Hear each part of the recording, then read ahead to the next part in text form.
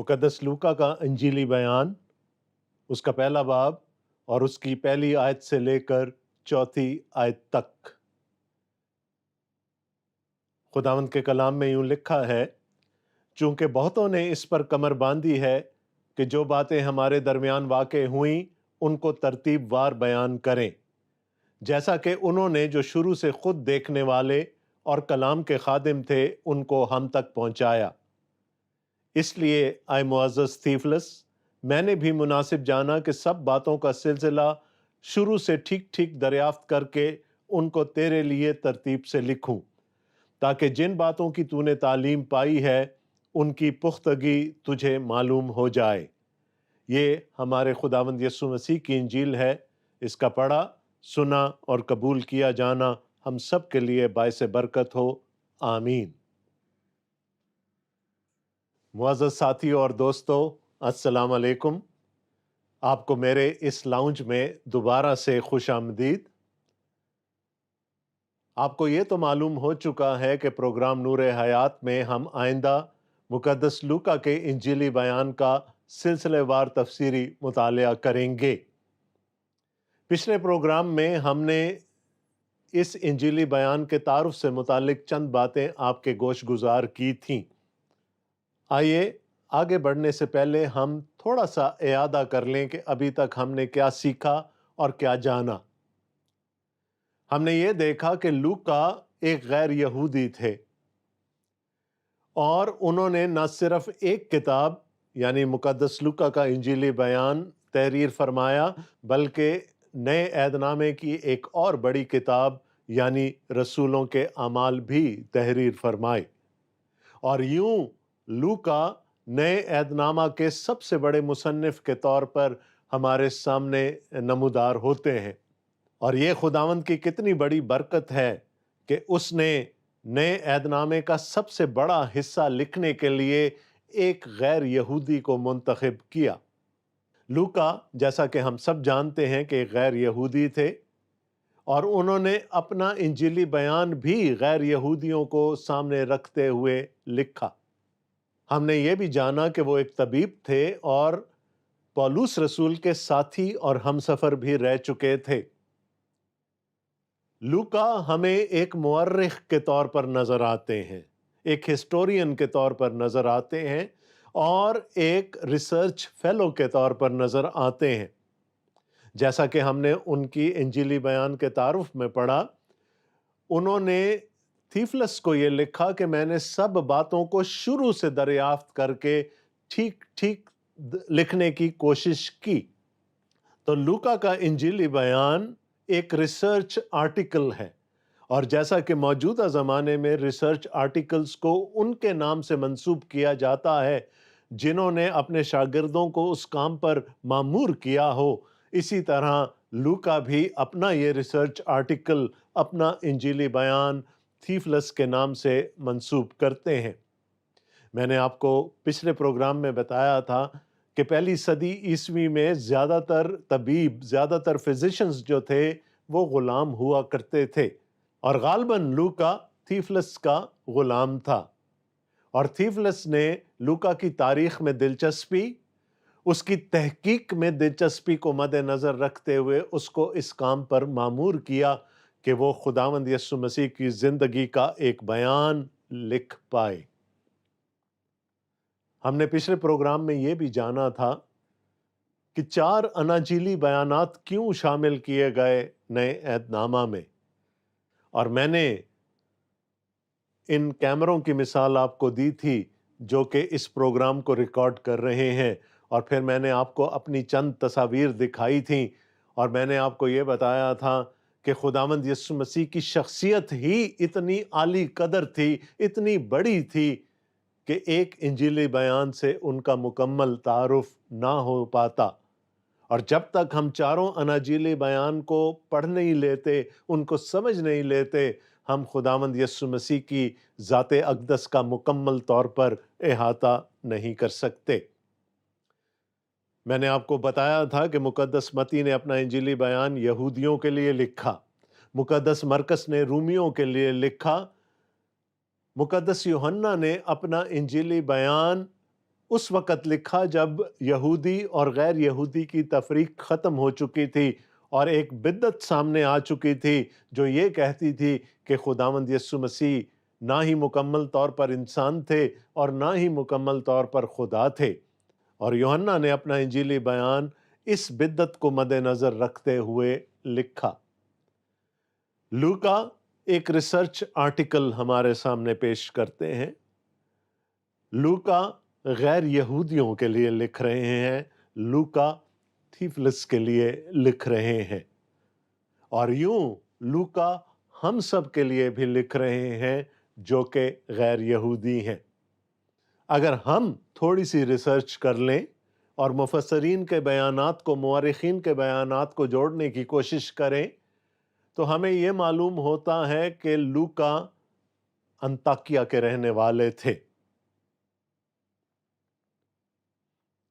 اور جب ہم انطاکیہ کی بات کرتے ہیں تو کلام مقدس میں صرف ایک انطاکیہ کا ذکر ہمیں نہیں ملتا۔ ایک انطاکیہ وہ ہے جو شام میں تھا، یعنی کلکیہ کے علاقے میں تھا۔ دوسرا انطاکیہ وہ ہے جو پسدیا یعنی گلتیہ کے علاقے میں تھا، اور کلام مقدس میں ہمیں ان دو انطاکیہ کا ذکر ملتا ہے، یعنی ایک شام میں پایا جانے والا انطاکیہ اور دوسرا پسدیا کے علاقے میں، گلتیہ کے علاقے میں پایا جانے والا انطاکیہ۔ انطاکیہ کا شہر مسیحی تاریخ کے لحاظ سے بہت ہی اہم ہے۔ یہ وہ شہر ہے جہاں پہلی کلیسیا وجود میں آئی جس میں یہودی اور غیر یہودی دونوں شامل تھے۔ اس کلیسیا کا اختیار برنباس کو دیا گیا، اور جب برنباس نے یہ جانا کہ ایک ایسی شخصیت ہے جو غیر قوموں میں خدمت کرنا چاہتی ہے، جو غیر قوموں میں اپنے مشن کو جاری رکھنا چاہتی ہے، تو پھر وہ گیا اور وہ پولس کو اپنے ساتھ لے کر آیا، اور ان دونوں نے مل کر اس کلیسیا کو شروع کے دنوں میں تعلیم دی۔ تو یہ وہ کلیسیا ہے، اور ہاں ایک بات تو آپ سب جانتے ہی ہیں کہ پہلی دفعہ مسیحی کا لقب ایمانداروں کو انطاکیہ کے شہر ہی میں دیا گیا تھا، یعنی تاریخ میں پہلی دفعہ ایماندار کرسچنز انطاکیہ ہی کے شہر میں قرار پائے تھے۔ ایک طرح سے ہم کہہ سکتے ہیں کہ یہ پولس اور برنباس کا ہوم چرچ تھا۔ یہ وہ کلیسیا تھی جس نے کہ بعد میں روح القدس سے ہدایت پا کر برنباس اور پولس کو اپنے پہلے مشنری سفر پر بھیجا تھا۔ لوکا انطاکیہ کا رہنے والا ہے، اور جیسا کہ ہم نے گمان کیا تھا کہ وہ تھیفلس کا غلام تھا، تو پھر تھیفلس بھی انطاکیہ ہی کا رہنے والا ہوگا۔ لوکا اگر ایمان لا چکا ہے تو پھر وہ اسی کلیسیا کا حصہ ہوگا، ممبر ہوگا جو انطاکیہ میں تھی، اور جس کے پاسبان پولس اور برنباس تھے جب تک کہ ان کو اپنے پہلے مشنری سفر پر بھیج نہ دیا گیا۔ تو اگر لوکا انطاکیہ کا رہنے والا ہے اور وہ اس کلیسیا کا حصہ ہے جو انطاکیہ میں وجود میں آئی اور جہاں پر پہلی دفعہ ایمانداروں کو مسیحی کہا گیا، اور وہ پولس اور برنباس کا شاگرد ہے، تو وہ پھر ان ہستیوں سے بہت اچھی طرح سے واقف ہوگا۔ اور اگر ہم اعمال کی کتاب کا مطالعہ کریں جو کہ لوکا کا دوسرا بیان ہے، تو وہاں پر ہمیں نظر آتا ہے کہ پہلے مشنری سفر پر تو لوکا پولس اور برنباس کے ساتھ نہیں گیا، لیکن کہیں جا کر ہمیں کتاب کے بیچ میں یہ نظر آتا ہے کہ دوسرے مشنری سفر سے لوکا پولس کا ہم سفر رہا۔ اب ایک اور بات آپ کو میں یہاں پر بتاتا چلوں۔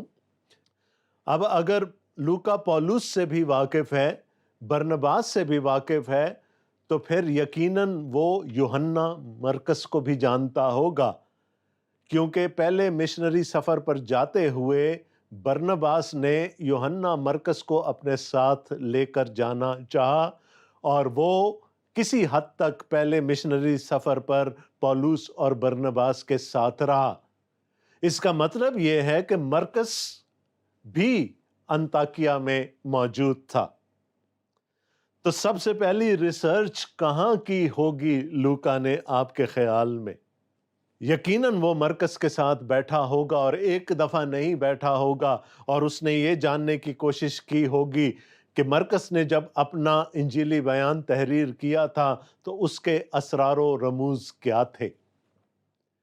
تو شاید وہ پہلا ڈاکیومنٹ یا وہ پہلا مسودہ جس سے کہ لوکا نے اپنا انجیلی بیان تحریر کرتے ہوئے استفادہ کیا، وہ مقدس مرکز کا انجیلی بیان تھا۔ اور ہم جانتے ہیں کہ تقریباً لوکا کے انجیلی بیان کے لکھنے سے کوئی 8-10 سال پہلے مرکز اپنا انجیلی بیان تحریر کر چکا تھا۔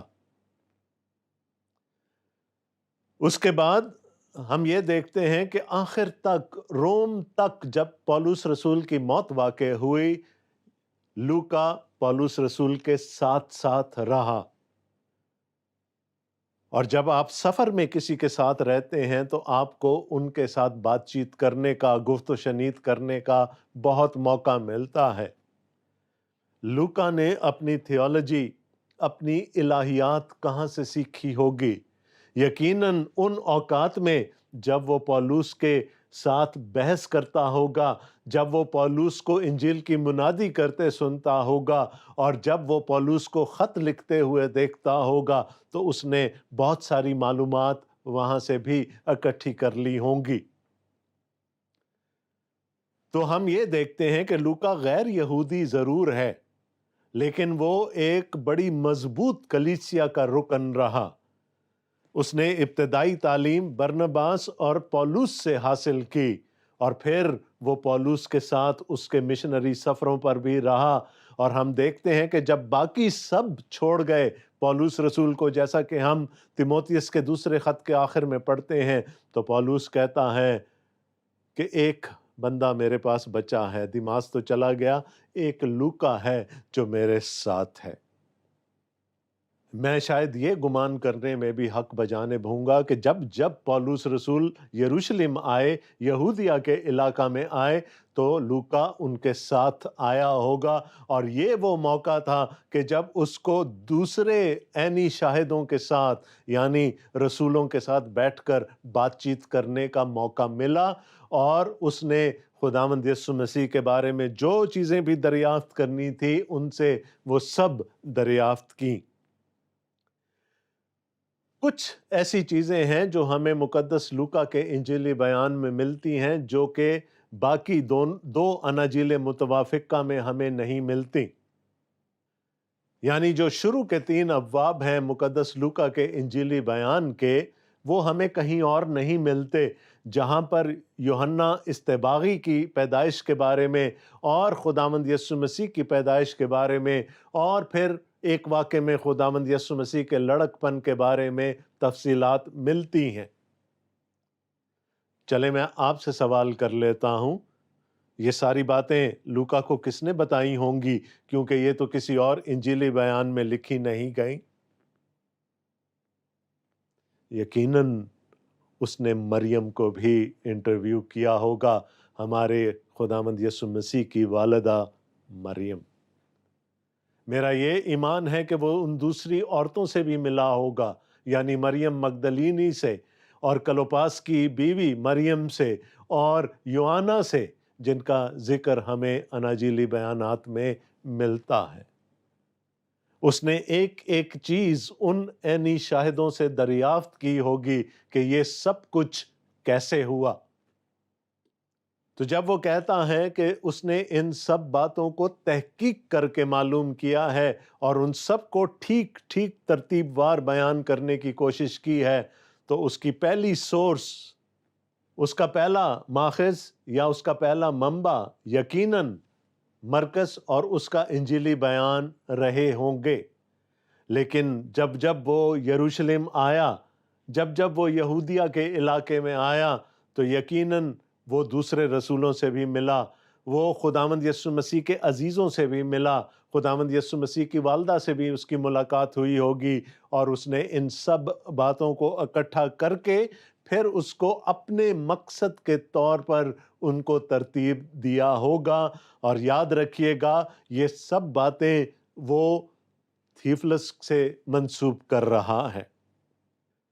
تو لوکا یقیناً ایک طبیب ہے، ایک ڈاکٹر ہے، اور یہ شاید مجھ میں اور اس میں ایک قدر مشترک ہے۔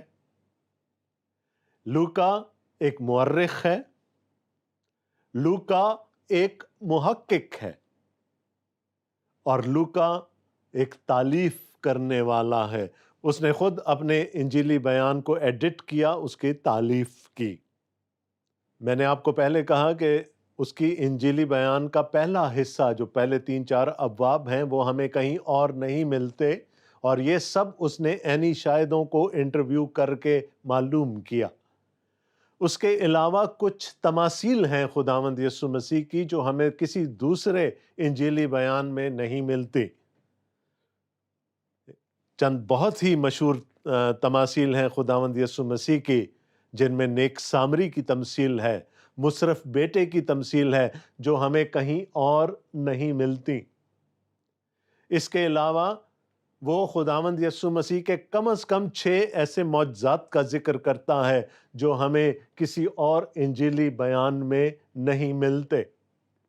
ان سب باتوں کا منبع، ان سب باتوں کا ماخذ وہ تحقیق تھی جو اس نے کی، وہ انٹرویوز تھے جو اس نے کیے، اور پھر اس نے بڑی عرق ریزی کر کے ایک اچھے لکھنے والے کے طور پر، ایک اچھے محقق کے طور پر، مورخ کے طور پر ان سب باتوں کو ترتیب وار بیان کیا۔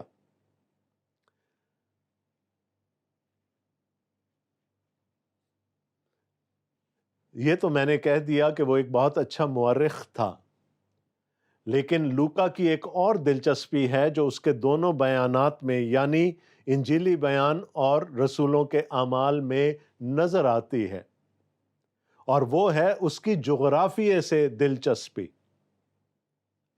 مقدس لوکا کی انجیل کا جو پہلا حصہ ہے، جیسا کہ میں نے پہلے بتایا، وہ خداوند یسوع مسیح اور یوحنا اصطباغی کی پیدائش سے اور ان کی پیدائش کے بارے میں جو خوشخبریاں زکریا کو اور مریم کو سنائی گئی تھیں ان سے متعلق ہے۔ اس کے بعد 5ویں باب سے ہم دیکھتے ہیں کہ وہ گلیل کے علاقے میں خداوند یسوع مسیح کی خدمت کا بیان کرتا ہے، اور یہ سلسلہ چلتا ہے 9ویں باب کی 50ویں آیت تک، اور 9ویں باب کی 51ویں آیت میں لوکا ہمیں بتاتا ہے کہ خداوند یسوع مسیح نے اپنا رخ یروشلم کی طرف کر لیا، اور اس کے بعد تقریباً 10 ابواب میں وہ ہمیں اس سفر کے بارے میں بتاتا ہے جو خداوند یسوع مسیح نے یروشلم کی طرف کیا، اور ان کی یہودیہ اور پیریا کے علاقے میں خدمت کے بارے میں بتاتا ہے۔ یہ ذکر ہمیں کسی اور انجیلی بیان میں نہیں ملتا، لیکن یہ بات بہت امپورٹنٹ ہے۔ یسوع شمال میں ہے، یعنی گلیل کے علاقہ میں ہے، اور مرکز ہمیں بتاتا ہے کہ اب یسوع نے یروشلم کی طرف اپنا منہ کر لیا ہے، یعنی اپنی موت کی طرف۔ اب وہ قربان ہونے کے لیے یروشلم جا رہے ہیں، اور پھر راستے میں پیریا اور یہودیہ کے علاقے میں جو خداوند یسوع مسیح نے خدمت کی، پھر لوکا ہمیں اس کے بارے میں بتاتا ہے، اور یہاں پر خداوند یسوع مسیح کی چند نہایت ہی خوبصورت تماثیل شامل ہیں۔ پھر اس کے بعد تقریباً 19ویں باب میں ہم دیکھتے ہیں کہ خداوند یسوع مسیح یروشلم میں داخل ہوتے ہیں، اور اس کے بعد لوکا ہمیں شاگردوں کو اور خداوند یسوع مسیح کو یروشلم ہی میں دکھاتا ہے، یعنی خداوند یسوع مسیح اپنا رخ گلیل سے موڑ کر یروشلم پہنچ گئے ہیں۔ ان کی زندگی کے آخری دن، ان کی موت، ان کا مردوں میں سے جی اٹھنا، اور پھر ان کا صعود، سب لوکا کے مطابق یروشلم ہی سے ہوا۔ اور جب ہم اعمال کی کتاب میں جاتے ہیں تو ہم دیکھتے ہیں کہ تقریباً پہلے 11 سے 12 ابواب میں ہمیں ساری خدمت یروشلم اور یہودیہ کے علاقہ میں ہی ہوتی ہوئی نظر آتی ہے۔ اس وقت تک کلیسیا پریڈومیننٹلی یہودی تھی، یعنی وہ لوگ جو یہودیت میں سے مسیح ہوئے تھے۔ اور پھر اس کے بعد 12ویں باب کے بعد سے 13ویں باب میں اور 14ویں باب میں ہم دیکھتے ہیں کہ جب پولس اور برنباس کو ان کے مشنری سفر پر بھیجا گیا، لیکن اس سے پہلے ایک اور چیز کا ذکر میں کر دوں کہ یہودیہ سے پھر ہمیں فلپس کی خدمت نظر آتی ہے جو سامریہ کے علاقہ میں تھی۔ اس نے جا کر سامریہ کے علاقہ میں منادی کی اور بہت سارے لوگوں نے خداوند یسوع مسیح کو قبول کر لیا، لیکن ان کو پاک روح نہیں ملا تھا۔ تصدیق کرنے کے لیے یروشلم کی کلیسیا نے پطرس رسول کو وہاں پر بھیجا، اور جب پطرس رسول وہاں پہنچے اور منادی کی تو سامریوں میں بھی خداوند کا پاک روح آ گیا، جو اس بات کی تصدیق تھی کہ ان کو خدا کی بادشاہی میں قبول کر لیا گیا ہے۔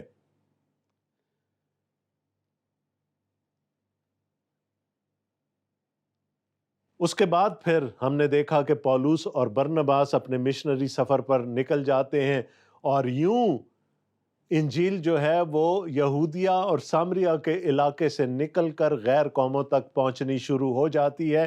لیکن اس سے بھی پہلے ایک اور اہم واقعہ ہوتا ہے، اور وہ ہے کارنیلیس کے خاندان میں پطرس رسول کی منادی کے وسیلہ سے لوگوں کو پاک روح کا ملنا، اور یہ اس بات کی تصدیق تھی کہ اب غیر قوموں کے لیے منادی کا در کھل گیا ہے۔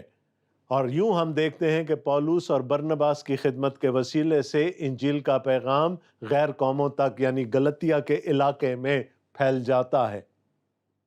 اور پھر ہم دیکھتے ہیں کہ رسولوں کے اعمال کی آخری چند ابواب میں لوکا پولس کو روم میں دکھاتا ہے، اور روم اس وقت نہ صرف رومی سلطنت کا دارالخلافہ یا دارالحکومت تھا، بلکہ وہ پوری دنیا کا دارالحکومت تھا، اور یہ کہا جاتا تھا کہ اگر آپ ایک دفعہ روم پہنچ گئے تو آپ کی پہنچ پوری دنیا تک ہو گئی۔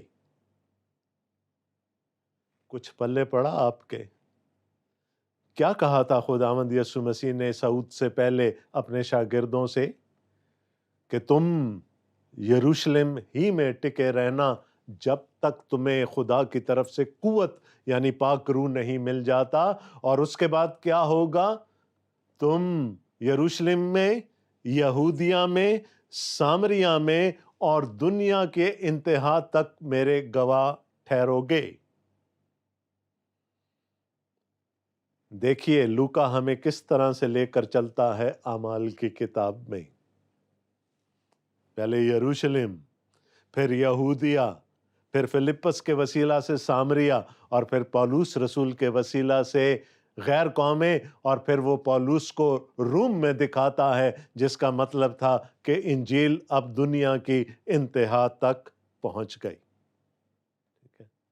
اب ذرا اس معمے کے سارے حصوں کو آپس میں ملانے کی کوشش کریں۔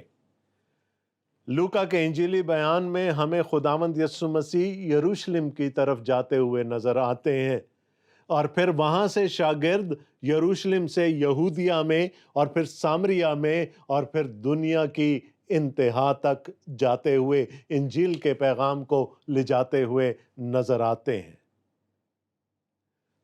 خداوند یسوع مسیح کا یروشلم آنا اور پھر یروشلم سے سب چیزوں کا پھیل جانا، یہ ہمیں لوکا کی جغرافیے میں دلچسپی کو دکھاتا ہے۔ تو میں نے جیسا کہ پہلے کہا تھا کہ وہ ایک اچھا مورخ ہی نہیں ہے، وہ ایک جغرافیے کو جاننے والی شخصیت بھی ہے، اور اس کی ایک بڑی وجہ ہے۔ وہ ان تمام علاقوں میں گیا، خود گیا جہاں پر یسوع مسیح نے خدمت کی تھی۔ وہ ان لوگوں سے ملا جو کہ اہم تھے خداوند یسوع مسیح کی زندگی میں، اور پھر ہم دیکھتے ہیں کہ پولس کا تو وہ ہم سفر رہا، اس کا ہم خدمت رہا، اور یوں ہمیں نظر آتا ہے کہ لوکا سفر کو یروشلم تک لے جاتا ہے اور پھر یروشلم سے آگے بڑھاتا ہوا نظر آتا ہے۔ تو یوں ہم نے دیکھا کہ لوکا ایک غیر یہودی ہے، شاید وہ ایک غلام بھی تھا، وہ انطاکیہ کا رہنے والا ہے، وہ برنباس سے اور پولوس سے کلام سیکھ چکا ہے، وہ انطاکیہ ہی میں مرکز سے مل چکا ہے، اور پھر جب جب وہ یروشلم آتا ہے وہ تحقیق کرتا ہے، اور اس تحقیق کے نتیجے میں اپنا یہ خوبصورت انجیلی بیان ہمارے لیے تحریر فرماتا ہے۔ یوں لگتا ہے کہ مرکز کو تو جلدی تھی اپنا انجیلی بیان لکھنے کی، اس نے یسوع مسیح کا ایک پینسل سکیچ بنا دیا ہمارے سامنے۔ متی اسی پینسل سکیچ کو لے کر آگے بڑھاتا ہے اور وہ یسوع مسیح کا ایک خوبصورت کیریکیچر ہمارے سامنے لے آتا ہے،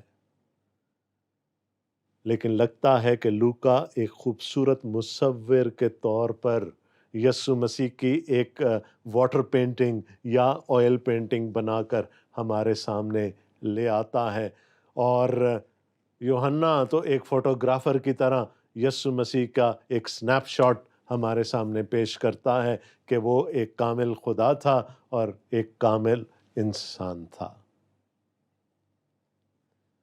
دوستو، میں آپ کو انکریج کرنا چاہوں گا کہ آپ چاروں اناجیلی بیانات پڑھ لیں، بار بار پڑھیں، اور اس شخصیت کو جاننے کی کوشش کریں جس کا ذکر ان چاروں اناجیلی بیانات میں کیا گیا ہے، تاکہ ہم اس کی ایک مکمل تصویر اپنی آنکھوں کے سامنے بنتی ہوئی دیکھ سکیں، اس کو جان سکیں، اور جیسا کہ یوحنا نے اپنے انجیلی بیان کے آخر میں کہا، اس پر ایمان لائیں اور ایمان لانے کے وسیلہ سے ہمیشہ کی زندگی پائیں۔ میری خداوند سے یہ دعا ہے کہ وہ ہمیں یہ توفیق عطا فرمائے کہ ہم اس کے بھیجے ہوئے کو، اس کے مبارک بیٹے کو، خداوند یسوع مسیح کو اسی طور سے جان سکیں جیسا وہ ہے، اور اس پر ایمان لا کر ہمیشہ کی زندگی پا سکیں۔ آمین۔ ڈاکٹر آصف جان اپنے لاؤنج سے آپ سے اجازت چاہتا ہے۔ خداوند نے چاہا تو اگلے ہفتے آپ سے پھر ملاقات ہوگی۔ تب تک کے لیے خدا حافظ۔